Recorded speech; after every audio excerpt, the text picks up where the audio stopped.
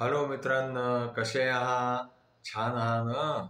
आज मी तुम्हाला एका राजाची आणि देवताची गोष्ट सांगणार आहे. एकदा काय झालं, एका राज्याचे राजा जे होते ना, ते खूपच उदार आणखीन प्रेमळ होते. त्यांना खूपच लोकांची दया यायची. आता काय झालं माहितीये का? त्या राज्यामध्ये एकदा पाऊसच नाही पडला. जेव्हा पाऊस नाही पडला तेव्हा काही अन्नही नाही पिकलं.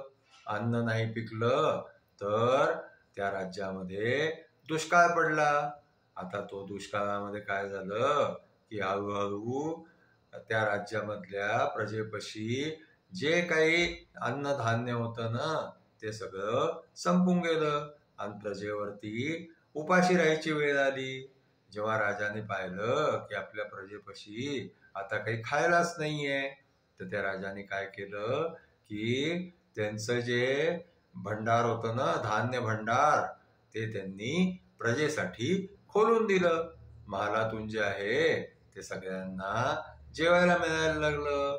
सगळे जे आहे प्रजेचे लोक ते महालामधून धान्य घेऊन जायचे, जेवायचं सामान घेऊन जायचे. असं काही दिवस चाललं. पण हळूहळू काय झालं की त्यांच्या महालामधलं जे धान्य भंडार होतं ना, तेही संपून गेलं.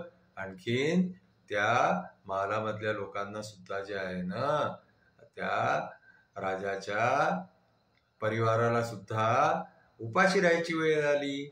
आता काय झालं की तिथलचे सगळे नोकर चाकर, राजाचा परिवार, राजा यांना सुद्धा काही खायला उरलं नाही. मग काय झालं, सगळे चिंतित होऊन बसलेले होते. तेवढ्यामध्ये काय झालं की तिकडे एक मनुष्य आला.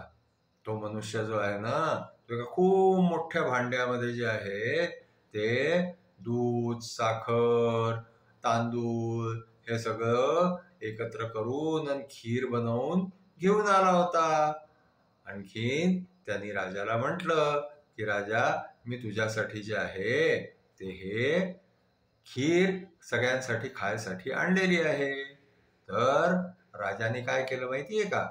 राजाने सगळ्यात आधी आपल्या महालातले जे नोकर होते ना, त्यांना बोलवलं.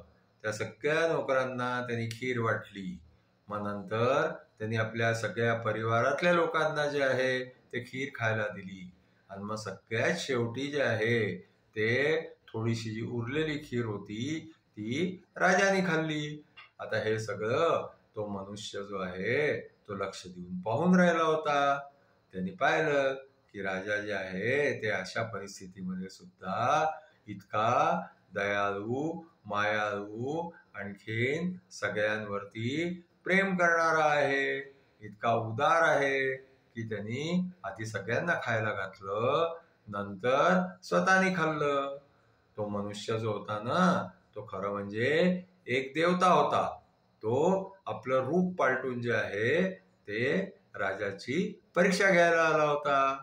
आता जे आहे जेव्हा त्यांनी पाहिलं की राजाने सगळ्यात शेवटी खीर खाल्ली, तेव्हा तो देवता त्या राजावरती प्रसन्न झाला. आणखीन त्यांनी त्याला राजाला म्हटलं की राजा, वर माग माझ्याकडून, तुला काय पाहिजे आहे मागून घे, मी प्रसन्न आहे तुझ्यावरती. तर राजा म्हणायला लागला की महाराज, असं काही करा की ज्यांनी माझ्या राज्यामध्ये कोणालाही काहीही कष्ट न व्हावे, त्यांना सगळं मुबलक मिळावं, त्यांना खाय प्यायला व्यवस्थित मिळावं, असं जे आहे तुम्ही मला वरदान द्या. मग जे आहे ते जेव्हा त्या देवताने पाहिलं की राजा स्वतःसाठी इथेही काही मागत नाहीये, तो सगळ्या लोकांसाठीच मागून राहिलेला आहे, तर मग तो देवता त्या राजाला तो वर देऊन आणखीन अंतर्धान झाला.